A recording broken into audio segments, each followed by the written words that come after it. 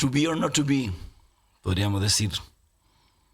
El vaso lleno, el vaso medio lleno, el vaso medio vacío, el vaso vacío completo. Llega la hora de los análisis y para el mundo de los progresismos, para el mundo de ciertas ideas más colectivas, de la solidaridad. Son unos días complejos porque hay que empezar a mirar lo que está pasando y ya termina de pasar en el Parlamento. Y ya está el corpus, más allá, matices más, matices menos, de lo que vamos a llamar reforma de pensiones. Y insisto en el vaso medio lleno, medio vacío, que es lo que vamos a conversar hoy. Digo solo a modo de provocación, y lo digo ex profeso, sabiendo que me ahorro parte de la conversación, que en la generación generacional y política que llegó a eliminar las AFP, después de la reforma, las AFP crecieron en su negocio en un 45%. En uno de sus peores años, en una época en que las AFP estaban con un disparo de muerte, hace 3, 4 años atrás, y en este minuto suben un 45%, del 10 al 14,5%. Esa es una parte, el vaso medio vacío. El vaso medio lleno es lo que tendremos que ver. Mejorarán las pensiones, logró el gobierno, el presidente Boric, el liderazgo sobre todo de la ministra Janet Jara, logró avanzar en algo en pensiones, eso veremos cuánto, en un escenario muy, pero muy hostil, donde incluso parte de la derecha todavía se niega a entregar los votos, nos referimos al sector republicano. Y eso hace que sea momento de una conversación quizás aquilatada, quizás no, porque hay sensaciones encontradas, porque hay rabias, porque hay molestia en algunos y porque hay aceptación en otros. Esos días difíciles en que hay que sacar lápiz, hacer un cálculo, no solo económico de las pensiones, sino también político, de lo que ha sido, de lo que es y de lo que podría ser. Aquí comienza el Provócame, o quizás en honor a Trump, el Provoke Me, de hoy martes 21 de enero.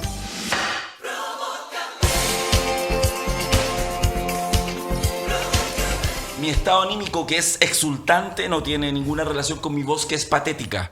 Estoy aquí a puro... No me tomé... no, tú estás en un café. Yo estoy aquí con puro tecito, con miel, limón, jengibre y todas esas weas para tratar de no hacer el loco, pero lo voy a hacer igual, así que voy a hablar poco. Ya hice mi provocación. Valeria Cárcamo, ¿cómo está usted? Estuvimos anoche. Estoy muy feliz. Estaba teatro lleno. En un momento, claro, mi amigo dijo, el Darío vio que habían 1.000 y tantas, 1.700 personas, pero en un momento había más de 2.000 personas conectadas viendo la transmisión. Así que muy bien y felicitaciones. Estuvimos anoche, eso lo queremos decir, en La Cosa Nostra en vivo, donde tuvimos grandes invitados. Estuvimos con Freddy Stock, estuvimos con la Sultana Alematu, estuvimos con Nico Copano y con nuestra Vale Cárcamo, que fue de alguna manera la embajadora del Provócame, y don Marco Barraza estuvo sentado en primera fila, y la Vale no perdió oportunidad para... No, para mencionarlo, para hacerle unas loas que a veces me llegan a dar susto. ¿Cómo está ahí, Marco? Muy bien, muy bien. Hoy estuvo muy entretenido La Cosa Nostra. Yo nunca había estado en un showcito, en un show en vivo. Había visto extractos en las redes, pero no haber presenciado el programa completo. Estuvo extra largo, además. Muy largo. 3 horas. Eterno. Eterno, bueno. ¿3 horas? 3 horas, no, sí. Pasó la mano. Sí, pero muy entretenido. Y la gente muy, muy ávida de participar, sí. de ser un público interactivo. Sí, sí. Además, los contenidos bien potentes. Estuvimos ahí viendo presidenciales, de hecho, figuras. Sí, pero a mí más me gustó el análisis de Hermosilla. Ah, perfecto, el de las leyes del poder. Las leyes del poder, sí. Creo que es bien analítico de cómo se opera a esa escala y a ese nivel. Está bien. Oye, de hecho, aprovecho el tiro, entonces hagamos la publicidad. Mira, aquí estoy con el libro de las 50 leyes del poder de Alberto Mayol, que es un poco la base del origen de La Cosa Nostra. Y este fin de semana, viernes y sábado, 24-25, hacemos el seminario que ya desde hace algunos años lo hacemos solo una vez al año en enero. Y lo que hacemos es que analizamos las leyes del poder y las hacemos el ejercicio actualizado con toda la coyuntura del año. Estamos trabajando en eso, así que va a estar interesante. Hacemos los Padrino Awards, típico, el sábado terminamos con eso, así que va a estar divertido. Pueden, si quieren, inscribirse en seminarios lacosanostra.cl. ¿Se ríe con los Padrino Awards? Sí, pues yo les dije, yo una vez salí Luca Brasi en La Cosa Nostra. Sí. Morir ahí con... ¿Tenías algo, Luca Brasi? Sí, morir ahí defendiendo hasta el final, dándole 2.000 bitcoins a mi presidente. Sí. Usted tiene en realidad más elementos de Vito Corleone. Vamos a ver si se desarrolla bien. O no, pero que aquí hay una Vito Corleone en potencia, lo hay. Don Rodrigo Rettig nos abandonó la semana pasada. Sí, Trajimos a un liberal de fuste que estuvo sentado ahí. Como Alberto Mayol, oye, bien ahí Mayol. ¿Podríamos sortear algún librito de Mayol para la gente que ve provocado, no? ¿No? Son bastante buenos a mi modo, las 50 leyes del Padrino. Oye, yo postulo. El Padrino de Mayol, que es Quiroga, está diciendo que no. Oye, un agrado estar un día más acá. La semana pasada no pude porque me tocaba audiencia y algunos martes me ha tocado esa contingencia, pero ya estamos de vuelta. Está ahí en modo abogado. Estoy en modo abogado. No te voy a sacar más información, pero No, está ahí en está modo bien. abogado intenso. Intenso, lo que es bueno. Haciendo historia. Esperemos que termine bien un par de causas ahí importantes que Muy tengo. bien, No. felicitaciones. Toquemos madera. No lo Eres un felicite, orgullo no. para la justicia chilena. Sí, Felicite cuando ocurra. sí, pero lo que sí es cierto es que está dando cara, está dando pelea el amigo Rodrigo Rettig en algo comentamos en algún minuto, en un caso importante y que además puede sentar jurisprudencia en cierto sentido. Se maneja con el lenguaje jurídico, Sí. don Quiroga. Contra los abusos. Muy bien. Eso es lo que queremos, contra Eso los es. abusos. Correcto. Muy bien. Ya, entremos directo. Te estoy mirando, Marco Barraza, porque tengo la sensación de que puedes hacer quizás una buena intro para contarnos. Esto es interpretable, esto es opinable, estamos hablando de pensiones, pero estamos hablando también de política, de lo posible, etc. Estamos hablando de pensiones y estamos hablando de política y de algo que puede ser muy incidente en términos del devenir del país a propósito de las presidenciales. Yo lo que quiero decir solo, ya hice la introducción, pero solo para agregarte un elemento. ¿Qué pasó con las líneas rojas? Porque las líneas rojas fue la discusión de todo el 2024. Política que llegaba a 32 minutos, le preguntábamos, bueno, ¿cuál es la línea roja, etcétera? A propósito de esta propuesta inicial, que tiene más elementos, pero en términos de número, que es el 3 y 3. Ya, y el 3 y 3 al final fue 4,5 y en cierto sentido 2,5, pero con préstamos ahí donde vienen los matices de la interpretación. ¿Cuál es la evaluación que haces tú ya en este cierre? Mira, yo quiero partir haciendo una afirmación. Yo creo que el propósito de reformular el sistema de pensiones en términos de seguridad social integral y poner fin a las AFP sigue siendo un objetivo vigente. Las AFP lucran. Su orientación no es la provisión de buenas pensiones dignas y de calidad, sino que más bien la generación de ganancias. Y eso se evidencia en que el dato duro siempre es bueno tenerlo presente. El 2024, la mitad de las mujeres que se pensionaron con pensión autofinanciada. Es decir, Lo que reciben por la AFP. por la cotización AFP, individual. 46.000 pesos. 46 pesos promedio. La mitad, no ni siquiera el promedio. Y en el caso de los hombres, 155.000 pesos. Sí. Pensiones de miseria. De no mediar el pilar solidario y la pensión de garantía universal, Aquí la gente moriría de hambre. moriría de hambre. O sea, eso Así, para que sí. quede súper claro. Eso es. Entonces, el objetivo de terminar con las AFP es un objetivo pleno y vigente.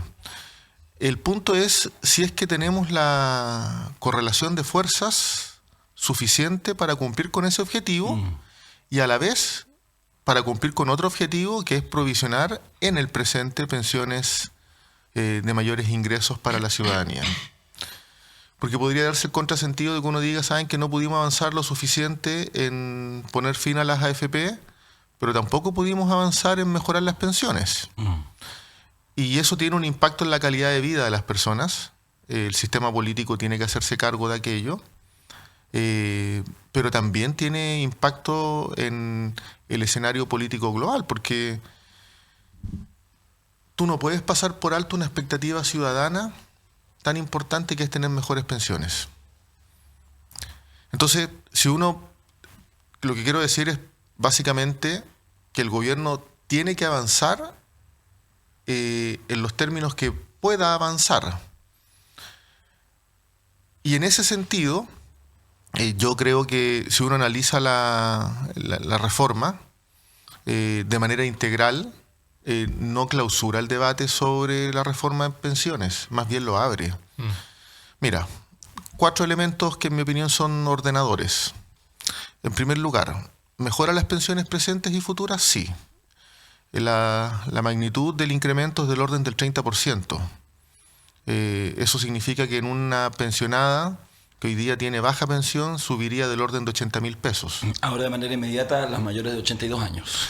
El 2025, en septiembre, mayores de 82, el 2026, Mayores de 75. mayores de 74, al final, 6 meses después, mayores de 65. O sea, todo el resto. Incorporando, o sea, una mejora sustantiva hacia las mujeres, una mejora sustantiva hacia los hombres, e incorpora a las personas que fueron beneficiadas con pensiones por reparación, Valech, Rettig y exonerados, que hoy día solo tienen la pensión de reparación y están excluidas de la pensión de garantía universal. Eso es del orden de 60.000 personas. Perdona, ese aumento se logra por este 2.5, del 7%. Sí, Quisiera... Lo que pasa es que quiero... Sí. Esa es explicarlo, una magnitud, o sea, es un criterio para evaluar el impacto de esta reforma. El segundo criterio es si es que crea o no crea un modelo de seguridad social, y yo creo que sí lo crea, porque establece solidaridad de hombres hacia mujeres, incrementando la cotización, y establece solidaridad desde los más jóvenes hacia los más viejos. Y esto es porque el préstamo solidario es una modalidad de reparto, préstamo del más joven hacia el más viejo, pero con una garantía del Estado respecto de quién está prestando. Es decir, el Estado se compromete a que en el futuro, cuando yo ya esté en una condición también de jubilado, se me reintegre, por eso una cuenta nocional, el monto que yo presté. ¿Y eso dónde se guarda? Lo que pasa es que va a existir y este es un dato importante, estructura. Se crea, así como se crea un pilar de seguridad social que no existe y que opera con lógica de reparto y solidaridad, del mismo modo se crea un ente público que administra, no son las AFP las que administran el pilar de seguridad social, se le da atribuciones o el mandato más bien al IPS para ser administrador, entonces uno puede elegir entre lo público y lo privado, y en marzo se presenta un proyecto de ley que crea un ente público inversor. Eso es lo que se anunció hace un par de días con molestia a la derecha. Con mucha molestia. Ok. Ya, y concluyo, que es el cuarto criterio. O sea, va a haber una licitación del stock de los cotizantes, de todos los que estamos acá. No sé si la Valeria cotiza. ¿Cotizas? Sí. Sí, ya. Sí. Es que eres más chica, por eso preguntaba. Sí. Ya. No, es que tengo 21, entonces. Eres estudiante. Soy estudiante. Ya tiene su TNE. Recién. Bueno, lo que crea es... ¿en qué estaba? Cuarto. Molestándome. El cuarto Ya. elemento. El cuarto elemento. No se separa la industria, esa es una debilidad, hay que decirlo, que es por rechazo de la derecha. Sin embargo, sí habilita para reformas de segunda y tercera generación. Abre Pero habilitas porque... Habilita Es porque, una por expresión de ejemplo, deseo. no es solo una expresión de deseo, porque si estás creando un pilar de seguridad social, nada impide que en el debate futuro discutamos, o sea, la reforma al sistema de pensiones en Uruguay, que siempre lo pongo de ejemplo, empezó con un plebiscito que fue rechazado el cambio al sistema de pensiones, y empezaron a hacerse reformas, y hoy día el pilar de seguridad social es el que sustenta principalmente las pensiones de los uruguayos y las uruguayas, con un banco previsional de Uruguay, que es del Estado. Oye, Entonces, habilita a reformas de segunda y tercera generación. yo quería desagregar el mono del 8,5, pero antes de desagregar el mono hay un aspecto previo que es determinante, que es el por qué a mí me hace ver el escenario como marco, y yo creo que es un triunfo del progresismo a nivel histórico. Y tiene que ver con lo que a mí me vuela la cabeza en materia política, que antes que el ajedrez y las leyes del padrino en la filosofía política. Porque la forma que tú comprendes la vida en sociedad, que se sustenta en la filosofía política, es después como agua abajo discurren las políticas públicas. Y desde la instauración del sistema AFP, era la tesis de la derecha, para hacerlo bien sencillo, para que se entienda lo que voy a decir, que no es fácil, era la tesis de la derecha la que se implantó y primó, y que tuvo un matiz correctivo con el Pilar Solidario y Michelle Bachelet del año 2008, que incorpora un elemento, dice, ¿sabéis qué? las pensiones de la AFP están siendo de miseria y al Estado tenemos que tocarle la puerta para que haga algo. ¿Qué hizo el Estado? Michelle Bachelet 2008, Pilar Solidario, incorpora a través de un efecto redistributivo y impuesto una pensión garantizada por el Estado que el año 2021 viene a potenciarse universalmente, que actualmente se otorga, si no al 100%, Marco, tú me puedes corregir más adelante, al 90% de los adultos mayores. Y eso fue un elemento que, si uno pudiera poner en la balanza de la forma de comprender la vida en sociedad de la derecha y la izquierda anota un gol en el año 2008 y anota otro gol en el año 2021, no obstante fue Piñera el que incorpora la PGU, pero claro, la incorpora ¿por qué? Porque el país se incendió, pues bueno, el 18 de octubre del 2019. No se entiende la PGU sin el 18 de octubre del 2019. Y para que ahí vean la gente conservadora que está viendo este programa, que sabemos que son pocos, para que usted entienda que de repente los estallidos sociales traen cosas muy positivas. La PGU es algo muy positivo que viene nacida producto del 18 de octubre del 2019. Gran comentario octubrista de Rodrigo. Y faltaba un elemento determinante. Y ese elemento determinante era que con el pilar contributivo de nosotros, con lo que nosotros ponemos, con nuestro porcentaje del 10%, que ahora va a ser el 14,5%, fuera algo de eso a mejorar las pensiones de todos nuestros abuelos. Y aquí desagrego el mono. La reforma es de un 8,5%, pero usted tiene que restarle un 1,5% de inmediato, por tanto es 7%. ¿Por qué? Porque está el seguro de invalidez y sobrevivencia, que es aproximadamente el 1,5%. En consecuencia, tenga el presente de que es un 7%. Un 4,5%. 7 adicional. Adicional. Que durante 9 años va a ir creciendo. Exacto. Paulatino en el tiempo durante el plazo que acaba de decir Darío. 4,5% capitalización individual, es decir, va a quedar el total en 14,5%. Un 2,5% seguro social, que era un 1,5% del CIS, y un 1% para compensar los riesgos de las mujeres. Eso ya es un hito histórico. Que los hombres estemos compensando a las mujeres con 1% de los 2,5 millones de cotizantes es algo súper importante. Y aquí está la madre del cordero. El 1,5% que se llama aporte con rentabilidad protegida, que algo lo explicó Marco, que es un préstamo que nosotros, ejemplo, yo tengo 42 años, yo le voy a pasar mi 1,5% al Estado para que con ese 1,5% suban hoy las pensiones de los pensionados de hoy entre un 14 y un 35%. Eso es reparto, aquí y en la quebrada de la G. Y eso es un anhelo del progresismo histórico que venía a incorporarse y cómo la derecha también gana la pulseada. Y por eso es un empate perfecto.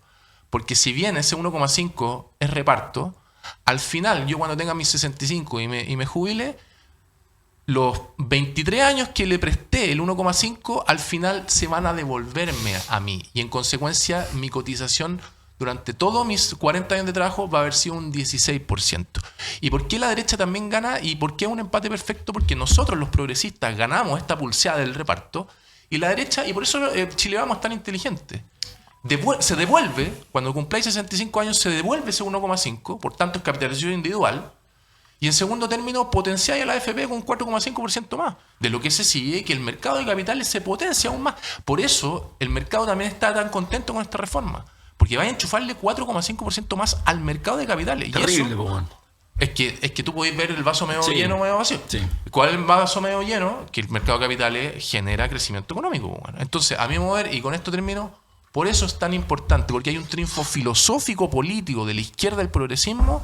Y en segundo término, porque es un acuerdo transversal que solo, sobre todo la extrema derecha. Yo considero que, mira Marco, lo que ha dicho en su calidad de militante del Partido Comunista y en su calidad del know-how que tiene como ex ministro de Desarrollo Social, que le da la venia con los reparos que ha dicho, pero en general le da la venia a esta reforma de pensiones.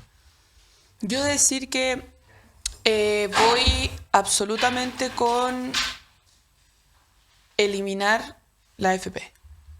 Siempre. Incluso siempre en el transcurso de mis años en política voy a impulsar la eliminación de la AFP porque considero que ha sido una asociación macabra contra el pueblo chileno. Eso es lo primero.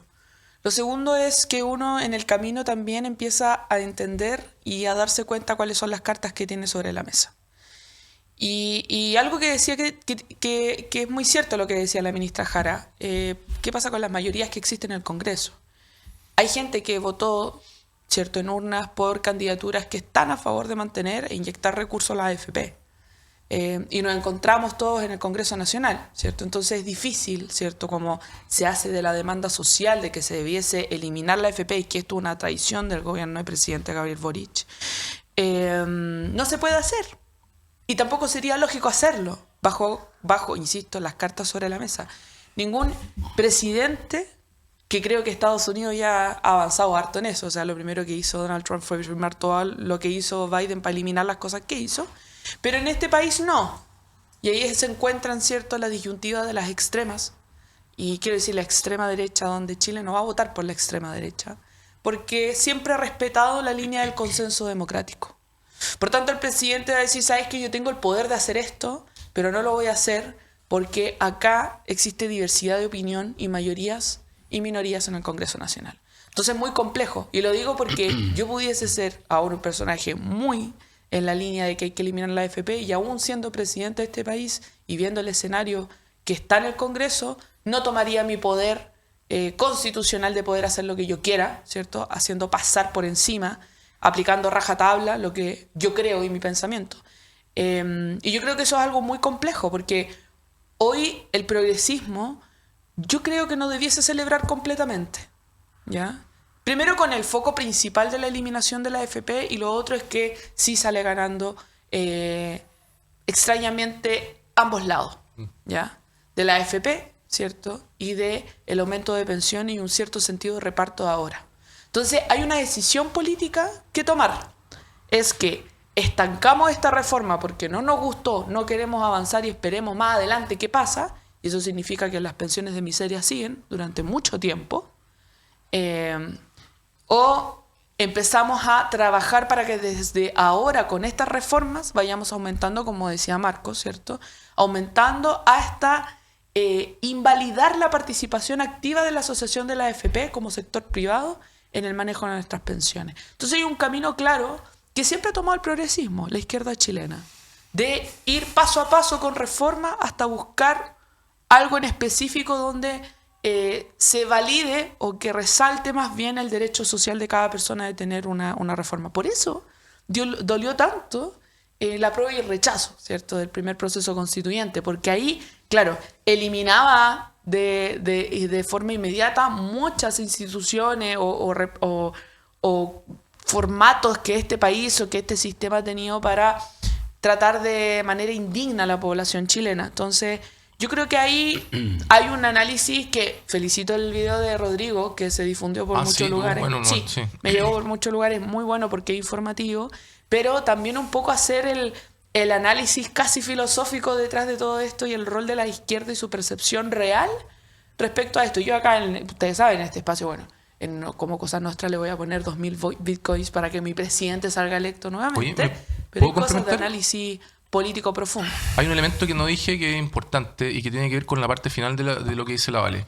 También tenemos que meter adentro la juguera para la toma de decisiones, de decidir si vemos 50% medio vacío o lleno, la historia que traemos a cuesta los últimos 6 o 7 años. El tejo pasado a la Convención 1, el tejo pasado al Consejo Constitucional 2, el tejo pasado de haber rechazado el 3 y 3 de Piñera cuando queríamos ir por el 6% y quedarnos sin pan ni pedazos. Y ahora no vaya a ser... Y esto es un ojo para ambos lados, ¿eh? No es solo para el progresismo. Porque no vaya a ser de que se rechaza esto, porque la derecha, no, 16% completo de capitalización individual. Y después, vuelta a Carnero el 2030. Sale un gobierno progresista nuevamente que tiene mayoría y le enchufa un sistema de reparto de vuelta. ¿Cachai? Entonces, esos elementos tienen que ponderarlos los tomadores de decisiones y la gente que nos está viendo para definir si apoyar o no apoyar la reforma tal como está. Yo creo que uno de los problemas, y me salgo un poquito de pensiones, porque no puedo, porque a ver, todos tenemos claro, y es parte de la discusión que la izquierda ha instalado, es que esa batalla en esta pasada histórica, cultural, la perdió, que es tratar de explicarle a la ciudadanía que las AFP es un modelo donde las pensiones es la excusa, porque el modelo de la AFP es un sistema. Es que yo creo que el triunfo no se jugaba juega en la materia de la AFP. Yo creo que sí. Se juega en materia de incorporar un elemento de solidaridad tradicional de la democracia de Occidente. Pero mientras yo en lo personal. Pero mientras sigues haciendo crecer un negocio. A ver, ¿qué es lo que quiero decir? Hemos constatado todos nos hemos indignado. Usted que está viendo, nosotros que estamos acá, nos indignamos de la manera descarada que un negocio legítimo como cualquier negociante pero que en este caso tiene una legitimidad muy, muy entre paréntesis, porque además por ley se quedan con tu plata. Yo no tomo la decisión mes a mes de dejar mi dinero en la AFP. Por ley no tengo posibilidad. Por lo tanto, la AFP, las 7 AFP, se reparten el 100% de la gente que cotiza. Y entonces en eso, en esa impunidad, porque eso debería ser una gran obligación, opera como impunidad. Y ha operado como impunidad como, por ejemplo, para que ellos hagan campañas abiertas y campañas encubiertas. Porque hacen ambas. A veces te aparece efectivamente la AFP Capital, la AFP, la que sea, Cuprum, etcétera, una publicidad diciendo cosas que no deberían decir, como diciendo, no, mira, esto conviene. Y después son carerraja y financian por abajo a ciertos mal llamados líderes de opinión, que lo que hacen con páginas espurias, que con mi plata no, que toda la cuestión, instalar además una manera de entender la sociedad, sin contar siquiera la manipulación de los grandes medios y todo. Entonces, ¿qué es lo que yo digo? Hemos tenido un problema en Chile, digo, las pensiones es un tema, pero la AFP ha sido el pilar del sistema neoliberal. El pilar del sistema neoliberal, porque lo que ha hecho, en buena hora para el crecimiento económico, es cierto, es asegurar una cantidad de lucas que tiene el sistema para efectivamente decir, oye, ¿sabes que quiero construir un mall acá? Pero ojo. Pero espérate, es que lo que quiero decir es, eso puede tener, alguien puede defender sus virtudes, ok, hablemos de sus virtudes, pero eso cuando uno habla que Chile es uno de los países más desiguales del mundo, tiene que ver básicamente con esa concentración. Y es una concentración que no es económica, sino que también es política. Y eso es lo que ha sido, lo que hiere incluso cierta sensibilidad, insisto, con la campaña descarada que han hecho este último tiempo. Bueno, en ese contexto, y analizando solo, voy cerrando con esto, solo los últimos años, ¿cómo puede ser? Pero aquí, ojo, hago el matiz, lo voy a explicar después. Aquí es donde yo dejo de culpar al sistema político y dejo de culpar incluso a la clase política, y me costaría decir algo contra el presidente, contra la ministra, etcétera, porque administran lo que hay. ¿Y qué es lo que hay? Una ciudadanía, un conjunto de distintos sectores que ha en esta fase perdido. Yo creo que sí hay una batalla que se ha perdido. La lógica del ciudadano chileno y chilena de entender esta concepción espuria de lo individual es un triunfo de la derecha, incluso independiente como vote esa persona. Y en esa derrota, que yo creo que hay una discusión siguiente, que es cómo salir de esa derrota histórica. O sea, venimos, insisto, las AFP estaban heridas de muerte. Venimos de un periodo en que esto debía haber... No solo empataron, iban perdiendo 5-0. No solo lo empataron. O sea, ahora, perdóname, ganaron por goleada. Porque desde la perspectiva de las AFP, su negocio crece un 45%. Una brutalidad. Pero ¿cuánto iba perdiendo? ¿Cuánto iba perdiendo la derecha antes de el plebiscito de la Constitución 1? La derecha iba perdiendo 5-0 el partido. Eso te estoy diciendo. Pues, ya, pues. Y querer ganar los 6-0 hizo de que perdiéramos nosotros 3-0 de vuelta. Pero mira, yo lo veo de este modo. El movimiento No Más AFP, que es absolutamente legítimo, se comenzó a desdibujar con los retiros. Sí, los retiros... Y no lo supimos. Y no lo vimos venir. No lo vimos venir. El sentido común se alteró, se instaló con Mi Plata No, y se revitalizó una idea individualista respecto de los recursos de las pensiones. Y esa es una debilidad ideológica, por decirlo en términos culturales. Segundo, yo creo que las AFP son absolutamente, al igual que las ISAPRES, las AFP operan como partidos políticos. A propósito del poder económico que tienen, de la influencia política que ejercen, y como tal, su negocio es lucrar. Yo no tengo problema con que haya inversión de recursos si esa inversión es por el bien común. Pero aquí hay lucro. O sea, el decreto 3.500 lo que habilita a la AFP es para lucrar, no para proveer buenas pensiones. Distinto sería si un ente público administrara los recursos, los reinvirtiera, los hiciera engordar y esto se convirtiese en mejores pensiones. Pero aquí estamos hablando de una entidad, de entidades altamente concentradas económicamente, que lo que hacen es marginar utilidades. Entonces, el propósito de rentabilidad no está puesto en el mejoramiento de las pensiones, sino que en la utilidad que genera para las industrias, para estas 6 grandes AFP. Entonces, es clave iniciar un proceso de transformaciones a partir de un pilar de seguridad social. Porque yo soy un convencido que esto no clausura el debate, sino que más bien lo abre. Sí. Yo quiero hacer una observación. cuando se creó el Pilar Solidario el 2008, lo que existían eran las pensiones asistenciales, las PASIS. Se pasó de 14.000 a 64.000 pesos con la pensión básica solidaria, porque la PGU es la pensión básica solidaria con un nuevo nombre y una mayor cobertura. Y lo que ocurrió es que se instaló la noción de derechos. Si mejoramos las pensiones por la vía de la solidaridad y el reparto, estamos legitimando una nueva perspectiva ciudadana respecto de las pensiones. Es un poco más largo, sin duda, no lo pongo en cuestión. Pero estamos legitimando un nuevo sistema de pensiones. Ahora, y voy al último punto. Yo creo que en esto hay que actuar con cabeza fría. Si no mejoramos las pensiones presentes, ¿quién va a impulsar, quién va a capitalizar la frustración y el descontento? No es la izquierda, no es el progresismo, es la derecha. Es la derecha. Interesante afirmación. Sí. No sé si estoy de acuerdo, pero desarrolla. pero me gusta como idea. Sí, porque mira, los gobiernos están llamados a hacer transformaciones, a hacer cambios. Hay disputas ideológicas entre una coalición y otra coalición, pero ciudadanamente hablando están llamados a resolver problemas ciudadanos. No podría, sería impensado que por disquisiciones ideológicas exclusivamente, no la estoy subestimando, se pasara por alto la posibilidad de incrementar las pensiones en un 30%. Los electores, el pueblo de Chile, que elige un gobierno, lo que espera es que ese gobierno le dé respuestas, que le dé soluciones. Se acabó lo importante que estás diciendo, bueno. Si no le da soluciones y no le da respuesta, ¿quién capitaliza esas soluciones y esa respuesta? No. Es la extrema derecha. Entonces, aquí también está en juego el futuro de un proyecto. Y es controversial porque hacia nadie de este panel nadie quiere las AFP. Solo en este panel nadie quiere las AFP. Todos sabemos que son un negocio abusivo. Porque ni siquiera es un negocio legítimo, es un negocio abusivo. Pero el tema no se agota ahí en la AFP. No se agota en la AFP. El problema no se restringe exclusivamente a si existen o no existen la AFP, sino que cuál es el camino y la viabilidad que se le da a otras transformaciones y cuál es la percepción ciudadana que se construye respecto del sistema político. Y el sistema político está menguado, menoscabado desde el punto de vista de la legitimidad social.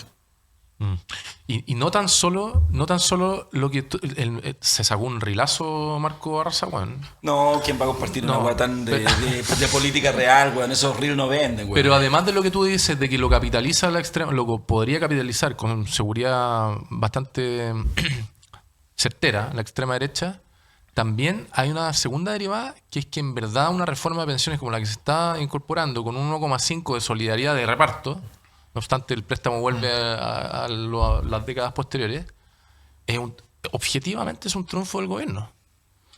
Sí, lo que pasa es que, a ver, es una discusión que no es blanco y negro, obviamente, y además tiene un componente incluso un poco ético, medio complejo lo que yo voy a decir, pero como yo no estoy en política como partidista y no sé qué, ya colgué los botines al respecto, me permito decir algunas brutalidades, pero que creo que son necesarias, ¿no? A mí lo que me preocupa del argumento que señala Marco es que tengo mi duda si, por ejemplo, en este caso, el esfuerzo que hace el gobierno, que efectivamente va a afectar positivamente a mucha gente, etc. Yo no tengo claro si entonces ese proceso ayuda, nuevamente voy a la lógica de la disputa, no sé, es cultural, la disputa ideológica, la disputa de las ideas, la disputa que hay con ese mundo. Esa frase que se decía en Chile, Chile será la tumba del neoliberalismo, que se decía en octubre, ¿cierto? 2019, que fue una de las frases top.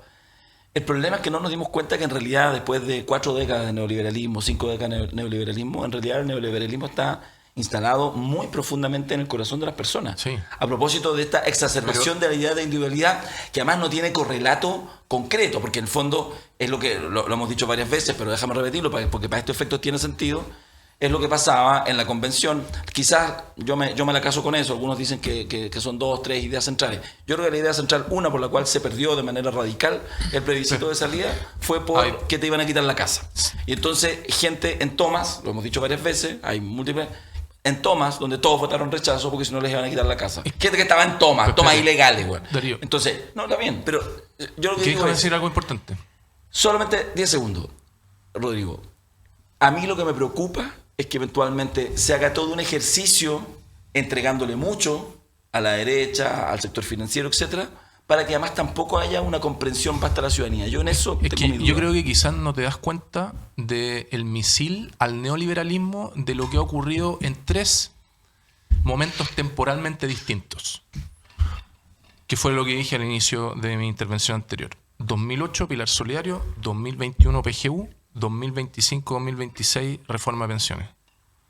El neoliberalismo por esencia es el Estado nunca se mete en asuntos de interés público y el mercado todo lo puede en todo tipo de materias, incluyendo la seguridad social y los derechos sociales. Con un matiz. El 2008 lo que se hace es incorporar a la tirria de la derecha, que es el Estado, vía la otra tirria de la derecha, que son los impuestos. Pilar Solidario. 2021 lo mismo, versión 2.0. 2025-2026 es 1,5% de reparto. 1,5% de reparto. Y por tanto, el sistema de pensiones de Chile ya no es neoliberal. Sí, pero- porque tienes al Estado Sí. vía impuestos en 2 momentos temporales y ahora con la reforma de pensiones es el tercer elemento. Y los triunfos políticos, a mi modo de ver, no se deben ver solo el momento único, así como en el minuto 90 ganaste el partido, no. Este es un triunfo paulatino en el tiempo. A mí me gusta la frase, que el tamaño no importa, me hace siempre sentir muy bien. Pero hay cosas en las cuales el tamaño sí importa. ¿Ya? Ya. No, sí. ¿Qué quiso decir, don Quiroga? Que en este caso el tamaño sí importa. Desarrolla. 14.5 versus 1.5. Ya, pero No, ahí pero tú no, tenés que- 2.5. Ah, 2.5. ok. Pero ahí tú tenés que meter, sí, porque No, está el no, 1% de la... o sea, es que ahí tú tenés compadre, que meter... nos van a meter- nos van a meter Darío, publicidad con lo que es quieran, nos ¿cómo van a no manipular? aprendimos la lección de querer ir por todo y nos quedamos sin nada? Convención 1, para la derecha Sí, el no, Consejo está 2, bien, pero- el 3-3 de Piñera, Sí. que hoy día sería un Yo, triunfazo. pero- a ver, ¿Cachai? espérate, yo no estoy diciendo, ojo, yo quiero hacer eso súper claro, cuanto voy cerrando por lo menos mi postura. No estoy en condiciones, no digo que no podría haber, algunos quizás están, porque además también es un debate más técnico. Entrevistábamos ayer a András Utov y tenía una mirada muy, muy, muy negativa al respecto y además muy desesperanzada respecto al futuro. Pero tendrá que, András, ahí están sus entrevistas, las pueden ver, lo pueden leer, tipo un economista interesante, pero muy desesperanzada, dice, no, yo no veo que en el fondo se abra ninguna puerta. Okay. Ya, pero yo, con mi desconocimiento técnico, digo, me da la sensación que efectivamente el gobierno terminó haciendo lo correcto. Creo que la ministra, además, ojo, ahí podríamos incluso hacer un pequeño zoom con la ministra Janet Jara, porque la frase que señala ayer o anteayer Janet Jara, que sacó grandes respuestas muy agresivas de parte de la derecha, Cruzco, que la llamó poco menos que, no sé, dinamitando los acuerdos, etcétera y todo. Creo que al menos Janet Jara en eso salva los muebles, porque pone la dimensión en el lugar que está. Es decir, no hace todo lo contrario, en buena hora, de andar levantando las manos. Todo lo contrario. De hecho, en vez de anotarse el triunfo, no sé qué, dice, no, compadre, si aquí viene esto, lo siguiente. Por lo tanto, yo no podría quizás decir nada, porque era lo que había. Lo que sí quiero señalar, que es lo que estoy señalando, es que hay una disputa posterior en que yo no tengo tan claro si todo lo que se hace ayuda a que la ciudadanía comprenda.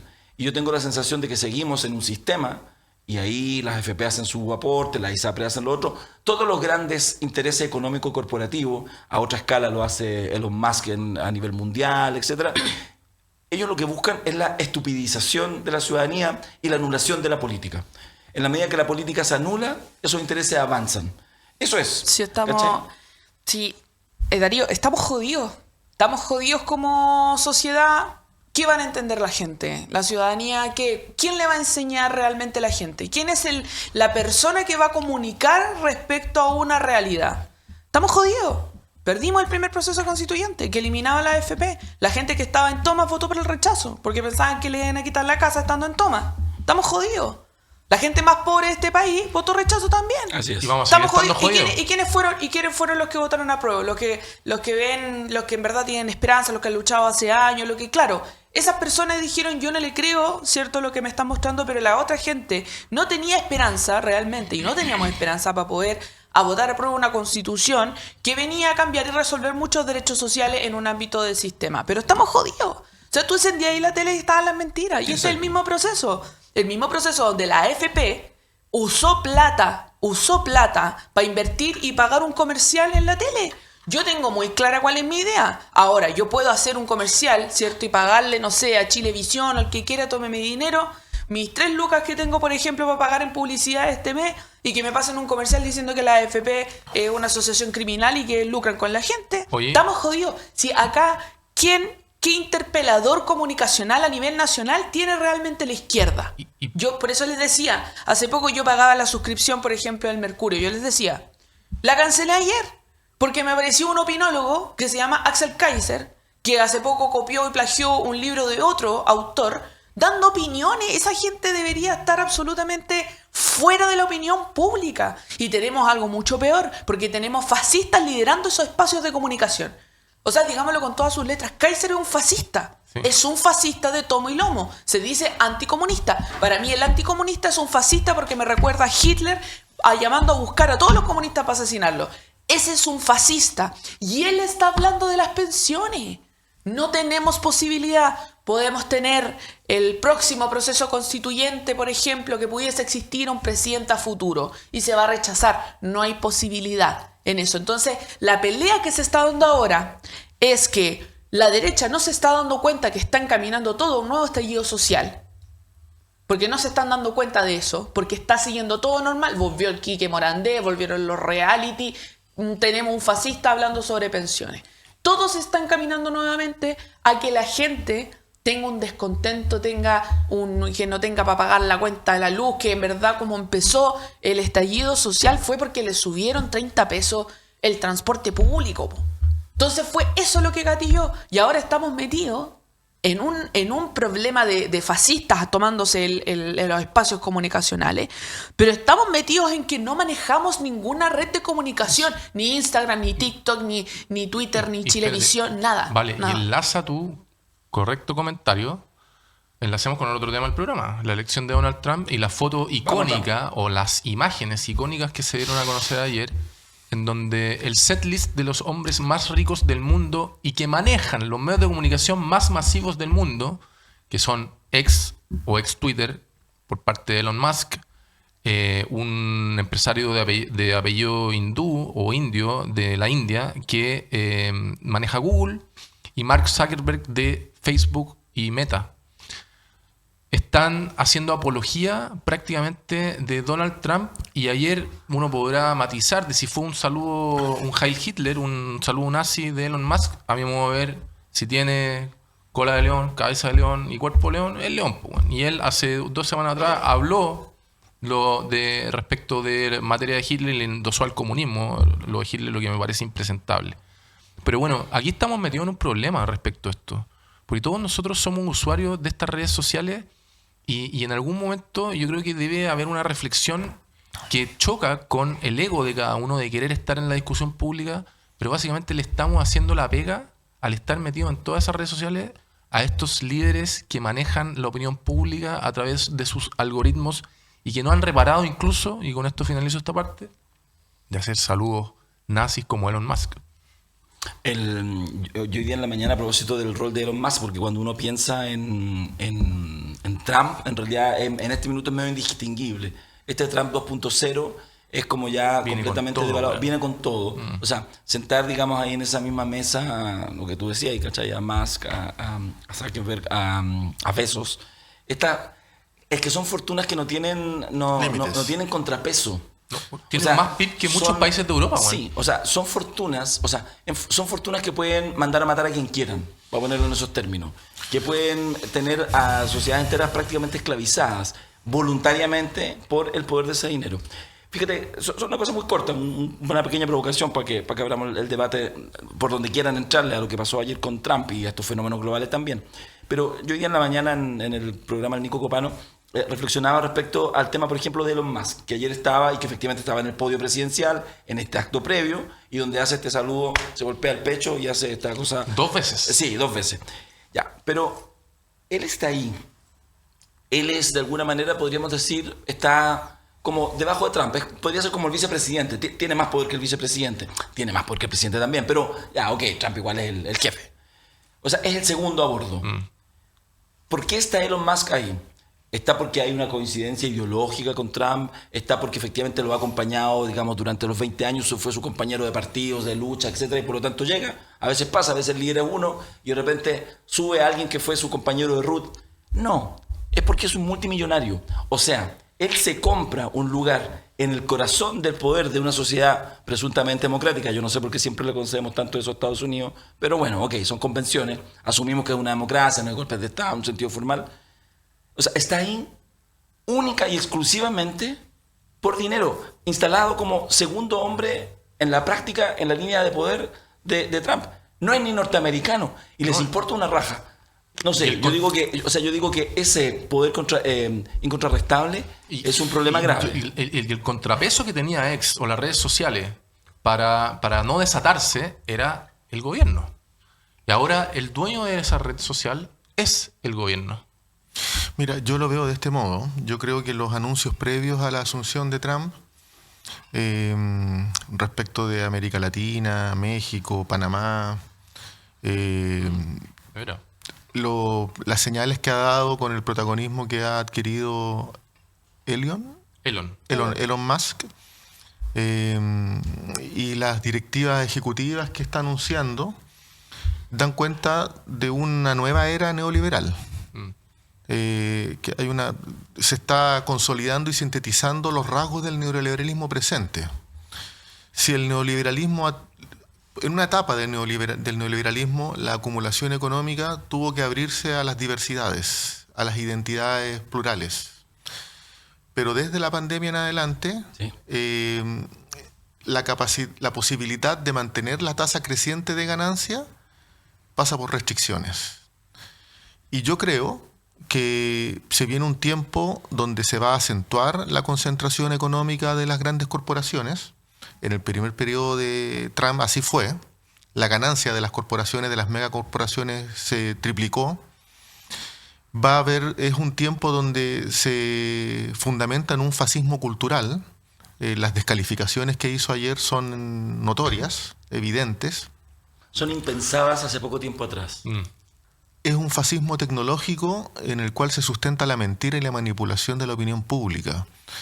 Porque que estos tres grandes dueños de megaconsorcios, como son el de la India, Google, Facebook y Twitter, sí, las grandes redes que construyen imaginario, claro, que elaboran sentidos comunes, estén controladas por ellos y que sean el soporte de poder económico del gobierno de Trump, dice mucho. Entonces hay un fascismo tecnológico y en cuarto lugar un fascismo expansionista geopolítico. Sí.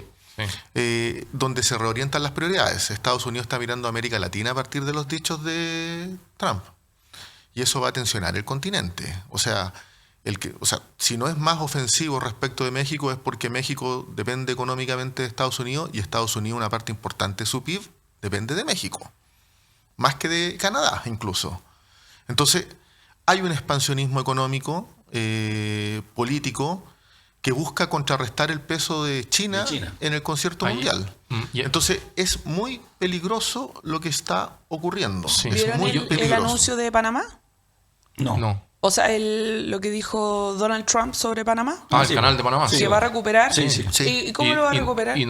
Ahí está metiendo... Los va a presionar. Los va a presionar. Hasta sentarlo en una... Si ni siquiera no necesita, porque una de las gracias de Trump es que en el fondo entiende el poderío militar de Estados Unidos, que todavía sigue siendo muy incontrarrestable, pero entiende que hace la amenaza, por lo tanto, en una jugada, porque en eso es muy hábil, corre al tiro. Es decir, nosotros podríamos asegurar que en 3 años más el canal de Panamá no va a tener una propiedad distinta a la que tiene actualmente. No podríamos asegurarlo, porque te amenazó el matón del barro que tiene un pistolón grande. Entonces, presiona y luego obliga a sentarse a negociar. Y seguramente logrará no control del canal, porque probablemente ni le interesa, sino preferencia arancelaria, darle duro a China, si eso es lo que quiere con el canal de Panamá. Veamos este escenario como una línea de tiempo, porque lo que dijo Marco me abrió el ojo en un elemento importante. El neoliberalismo vuelve a tener fuerza en la década de los 70 y en particular con el consenso Washington que a fines de los 70 inicio de los 80. ese apogeo del neoliberalismo tiene un corte importante el año 2008 con la crisis de Estados Unidos. El progresismo vuelve a tener fuerza cuando nos damos cuenta que la crisis del 2008 de Estados Unidos casi tira por la borda la economía mundial. Y en consecuencia, ese hito del progresismo que generó también poner sobre la mesa la importancia y la diversidad de todo, le generó una rabia, una tirria al conservadurismo a nivel mundial. Y con el triunfo de Trump, lo que a mi modo de ver ocurre es, y Marco ahí tiene razón creo yo, es una versión 2.0 que vuelve a poner a esta visión individualista de la sociedad y neoliberal como la que va a estar campante a nivel mundial en las sociedades occidentales.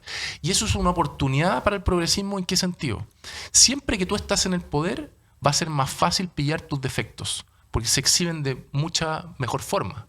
Y yo creo que el progresismo, si se articula de buena forma, vamos a poder observar los hierros que tienen las sociedades que se dirigen con los pensamientos como el de Donald Trump y en un neoliberalismo 3.0. Ahora, ¿cuál es la novedad y lo peligroso? Que uno podría, en virtud de mi comentario de hace un minuto, tener la esperanza. Mira, sabéis que Estados Unidos lo va a hacer tan mal que evidentemente los demócratas van a ganar la próxima elección y va a chorrear agua abajo hacia que el progresismo vuelva a tener fuerza. Pero la diferencia es que ahora Donald Trump maneja todo el aparato estatal de Estados Unidos, incluyendo la Corte Suprema. Y ahí es donde mi esperanza de decir, mira, los hierros de Donald Trump van a servirnos a los progresistas, pero ahora la diferencia es que el tipo se puede comer la democracia desde dentro porque tiene el joystick de todos los estamentos públicos. Quiero no sembrar el pánico, pero sembrando el pánico, lamentablemente.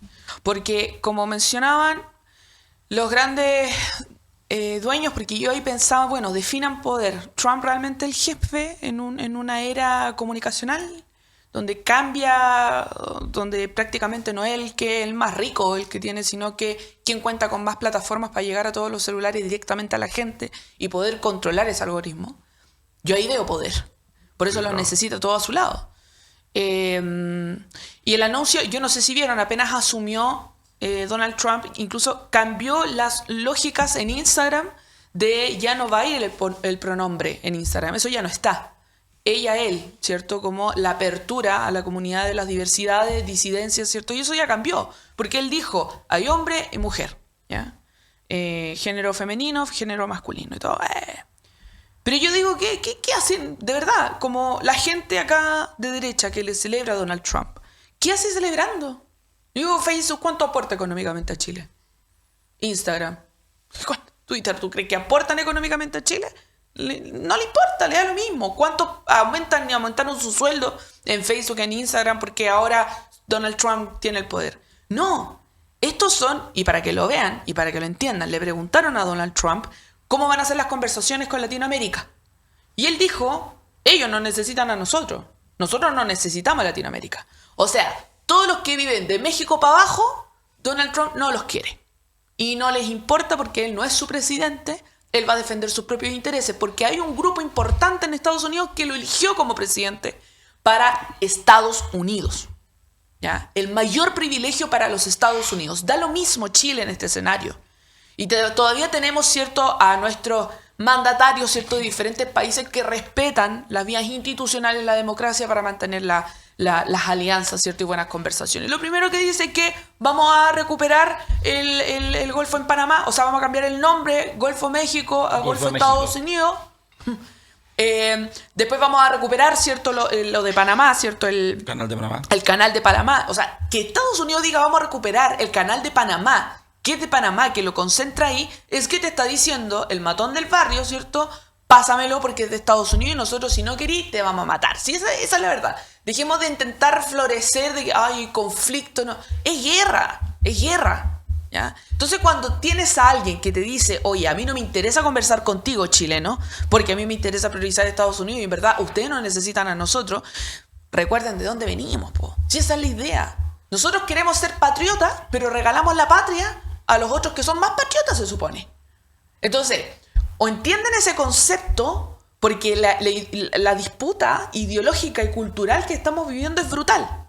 Yo podría decir, sin explicar académicamente respecto a las diversidades, la lucha feminista, yo por eso les decía la cosa woke, si ustedes no son parte minorizada de esta teoría woke, no van a entender realmente lo que es ser minorizado, porque a los primeros que se pitió fue a las personas trans. Los guapos. Se necesita que se instale esa ideología. Que nosotros somos menos. O sea, vean a todos los dueños que estaban ahí al lado de él. Eran puros hombres. Eran puros hombres. Entonces, cuando nosotros vemos todo lo que está pasando, a los primeros que se pitean son a las minorías porque así van avanzando.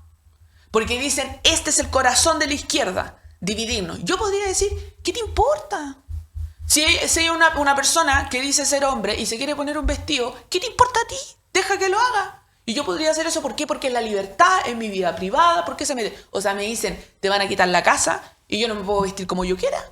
¿Cuál es la libertad? ¿Qué es lo privado? ¿Qué es lo personal? Entonces hay una pelea que hay que dar, que va a ser brutal, y que a los primeros que los fascistas se van a pitear son a las minorías. Y entre esos me encuentro yo, de las diversidades sexuales, por una orientación diferente a la heterosexual, por ser mujer, porque estaban todos los que estaban ahí de los grandes poderes eran hombres, siempre ha sido así. Y no sé si vaya a cambiar ahora, o va a costar un buen año para poder cambiarlo. Y todas esas minorías se van a ir por el excusado para Donald Trump. O sea, para mí, el que él haya dicho que va a recuperar el canal de Panamá y que Latinoamérica los necesita a ellos, nosotros los necesitamos a ellos y no viceversa, está anunciando ampliamente una guerra, no solamente ideológica, cultural, sino como ellos saben, las diferentes guerras que tienen activas en el Medio Oriente, ya lo hicieron anteriormente, sí, un matón conocido. Estados Unidos un matón conocido. Entonces, la gente no quiere ver eso. Piensan que Trump va a salvar Chile de alguna cosa, de no sé qué. Eso no va a pasar, a él no le interesa. Capaz que ni sabe. Dice, el país de al lado de Milei, que este loco que viene para acá, pero me sirve, un tonto útil. Y necesita acá en Chile otro tonto útil que le sirva a Estados Unidos. Ese es Kast, ese es Kaiser, que le sirve. Yo creo que Evelyn Matei mantiene un poco la dignidad. En ese sentido, Chile vamos también. Pero necesita el tonto útil de acá. En Brasil fue Bolsonaro, acá puede ser caso Kaiser, para mí son lo mismo, fascistas iguales, y al lado tiene a Milei. O sea, vimos a Milei cuando lo vio por primera vez, dice, my president, estoy casi llorando. O sea, el loco está piteadísimo. Está piteadísimo. Y los va a buscar y los va a potenciar. ¿Y quién va a ayudar en sus campañas electorales a los tontos útiles de Latinoamérica? Facebook, Instagram, Elon Musk. Eso es lo que vas, eso necesita. Ojalá tu reflexión, yo estoy de acuerdo, digamos, comparto el ánimo, pero que los tontos ronea. El tema es que en realidad la estrategia que han ocupado es brutalmente eficaz y pareciera ser una discusión mucho más larga, de muchos cafecitos, de muchas cervecitas. Hay que ir dando una conversación colectiva, ir estableciendo en lo chico y en lo grande estrategias para que ciertas ideas no puedan el día de mañana, en 50, 100 años más, incluso desaparecer. El horizonte distópico que nos dibuja, no sé, el cuento de la criada en el tema de los derechos de las mujeres, u otras distopías más, yo te diría que está ahí a la vuelta de la esquina, la película No mires arriba, etc. O sea, la lógica de los ultra millonarios, esa es la verdadera disputa, me parece, en términos de las libertades individuales, y no quizás las que uno pensaba que eran más lógicas, que son de los estados, a veces en su carácter autoritario contra los ciudadanos. Pareciera ser que finalmente los estados terminan siendo, incluso hasta el Estados Unidos, una superpotencia. Da la sensación que es más marioneta de los intereses de los Elon Musk Es Donald Trump. que el propio Donald Trump. En fin, ¿lo dejamos acá? Hemos acabado con los fascistas una vez y lo vamos a seguir haciendo. Eso. Oye, estuvo intenso el programa. Antifascista. Estuvo intenso, medio depresivo para ser de enero. ¿Ah? Estamos como con poca caipirinha. ¿Ah? Belacheao. Sí, a empezar a escuchar Belacheao. Nos encontramos el próximo martes en lo que será el último capítulo de la temporada. Termina con Belacheao el programa. Terminamos con Belacheao. Sí. Que no nos corte, capaz que nos corte. ¿Quién? Elon Musk. Ya, lo dejamos hasta acá. Se baja el programa. Nos vamos a seguir provocando y le vamos a decir Belacheao. Y nos encontramos el próximo martes en el último programa de la temporada, que esperamos no sea la única. Vamos a ver cuánto amor nos señalan para que hagamos el esfuerzo y tengamos, después de esta necesaria pausa, una segunda temporada del Provócame. Pero nos encontramos el próximo martes. Valeria, Marcos, Rodrigo, muchas gracias. Al equipo técnico, don Diego Gancino en el switch, don Pablo Rivero en el sonido. Besos para ustedes. Chao.